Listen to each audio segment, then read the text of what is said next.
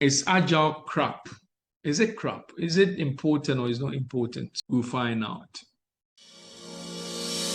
So we want to check if it's CRAPs. I want you to write this one down. If, write it this way, if I double F, then it is in bracket, so it's not part of it. If it's CRAPs. This is what I'm using to help you remember the 12 principles in Agile. If it's CRAPs, please write it down. If it's CRAPs, it's not part of it, so put in bracket. So the focus is on F CRAPs. And the CRAPs, S is 3 of them, P is 2 of them, the C is 3 of them. Okay, so 3, 2, 3. If you write it this way, you always remember. If it's CRAPs, and if you practice, you don't need to write these ones again. You remember all the 12 principles of Agile. They won't ask you basically to give all these ones, but you apply them. But when you understand and you could explain how these things work, it will be easy for you. So I stands for inspiration. So in Agile, we talk more about inspiration. That's motivation, isn't it? Your team should be properly motivated. Did you know motivation could get everybody to do anything? Motivation could get you to do anything, but we have natural motivation, that is natural feeling. Then we have why feeling. Okay, all of them are forms of motivation. So you have the natural feeling. It comes to you naturally. I feel like working today. Today I don't feel like working. I feel like working, doing 2 hours today. That's natural feeling. And there's why feeling. Why do I have to work today? So with why feeling, even when I don't have a natural feeling, I still need to move because of my why, my reasons. If I don't work 2 hours today, I won't get a promotion. I'm looking for promotion, so I need to do 2 hours every day so I could pass my exams and get a promotion. So why am I doing 2 hours every day? To get my promotion, to pass my exam. That's a why feeling. It drives you. So when natural feeling fails, use your why feeling. That's what I do. I try to exercise every day. Why feeling? Exercise is very important. It's good for my brain. It brings me clarity. It makes me super intelligent. So I want to exercise every blessed day. But there are days I feel like exercising, even when I don't have my why feeling, natural feeling setting. I feel like today the weather is good. I feel like taking that walk. That's natural feeling. But there are days it's too hot. I don't feel like it. I woke up feeling tired. I don't feel like moving my body. Then I use my why feeling. There's more to talk about in motivation. What is the lesson here? When you are using Agile, you don't force people. You find a way to get their hands to move. So you find a way to inspire. You find a way to motivate the team. Let me tell you this. Agile teams, they are self-organizing. So in Agile setup, you might not even see the project manager. If you go to Scrum, you don't see the project manager. You see the Scrum Master.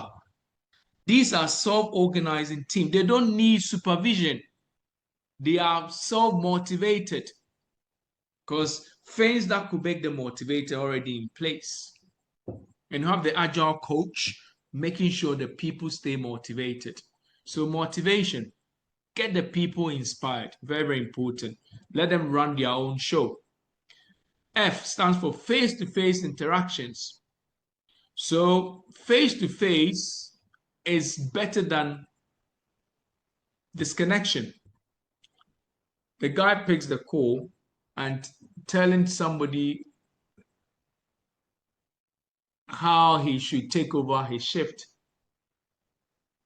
It's good though, but imagine being done face-to-face. You are telling him where he could find the document. You go to this wardrobe or the shelf, the second one, the one on your left. They might even look at the one on their right, pick a different document. But if you are there, you show them and they pick it up. So because we focus on value, we don't want to make some silly mistakes. And understanding comes better when we do face-to-face. So we would basically prioritize face-to-face interactions, customer-centric, highest priority, all in the name of value for the customer. So your focus should be on the customer, value for the customer. That's agile thinking. Get this one. Highest priority is customer satisfaction. Change responsiveness. You respond to changes because you don't know everything. So why would you say no to changes if the change is coming to help us build value? Embrace changes, understand change, embrace them, be change responsive. Collaboration, we talked about it. Let's work together, not just together with your team, but with the stakeholders. There's a lot of wisdom in the stakeholders. Let's find it. Let's work together with them. Let's take feedback from them. Collaboration, work together. Reflection. As we work, we need to reflect on our behavior. As we work, we need to reflect on our performance. So the Agile team, they conduct periodic reflection. They check their behavior, their conduct, their attitude, their performance. I know some people, they just reflect on their performance. In Agile circles, you reflect on your behavior. How are we behaving? How are we conducting ourselves? You check that as well. Attention to excellence. That's the A bit. Attention to excellence. So you see the three C's: customer-centric, change responsiveness, collaboration. You see the R, reflection. A, attention to excellence. I said is when you shoot, target excellence. I listened to Elon Musk. I'm not sure whether it was AI generated, but he said this. One thing that made him successful was focus on excellence.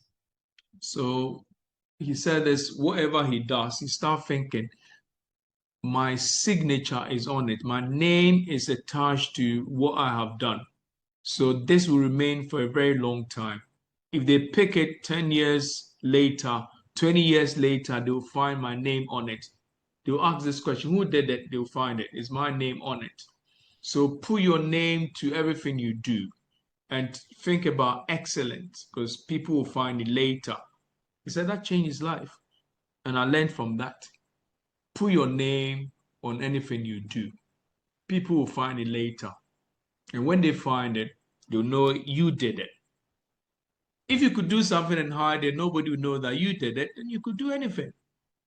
But if you know what you have done, when it's found later, they will trace it to you. Everything you do it well. Attention to excellence. When you shoot, target excellence. Put your name on everything you do. Agile mindset. Performance is tied to that one. If the little that we do, we target excellence, at the end of the day, we will achieve performance, value. Focus on value. Power of self-organizing teams. When people are self-organized, there's power. There's super power. So we say the best designs, architecture, best work comes from self-organizing teams. Self-organizing teams. So try to achieve self-organization. Very, very important. How do you achieve it? So you get people who are self-motivated. You get people who are expert, who want to work. We talk about Hesbeck theory X and free Y. Okay, not from Hesbeck, but McGregor. Yes, McGregor's free X and Y. We'll talk about it. Self-organizing team. So when people are self-organized, when people have ownership, when people are self-motivated, all you can see is greatness. All you can see is greatness. So your job is to find a way to establish self-organized teams. And that's what I shoot for. I'm not there yet. My team, I'm trying to have self-organizing teams. They will work without me. But you need to find people who are organized and they take initiative, and they have passion for what they do. The next one is speed. S. You talked about it, came from the word agile, isn't it? Speed. So rapid delivery. We want to deliver something that fast. We don't need to wait. So value should be done that fast. So we need to have some speed. The next one is sustainable pace. Our pace should be manageable. We don't want to burn our people. So the pace, even though we are looking at speed, we need to make sure the pace we go is sustainable, is manageable. It's a marathon, not a sprint. You know about this athlete called Chebet or Kipyegon. There's another one called Faith Kipyegon. They are from Kenya. They are super athletes, long distance. Chebet, when she starts, she maintains a steady pace. Some people, when the race starts, you see them running really fast without maintaining sustainable pace. And you see them running out of gas at some point, and you see them being lost. But Chebet will have a sustainable pace, and she will finish hard. That is the agile mindset. We want speed, but we need to make sure the pace is manageable.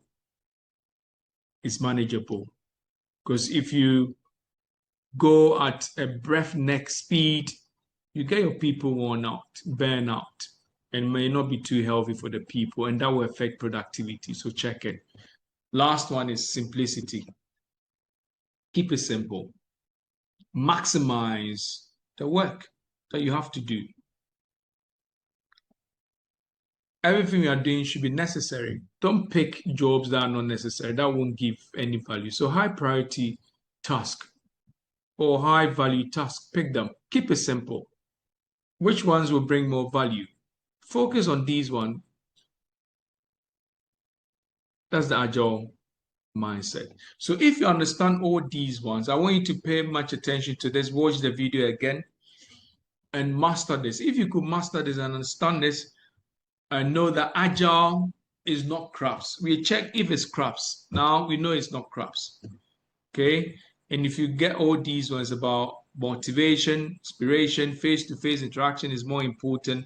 You focus on the customer, change responsiveness, collaboration. You keep reflecting, pay attention to excellence. You focus on value. You have a self-organizing team. You look at speed, rapid delivery. You maintain sustainable pace. You keep it simple.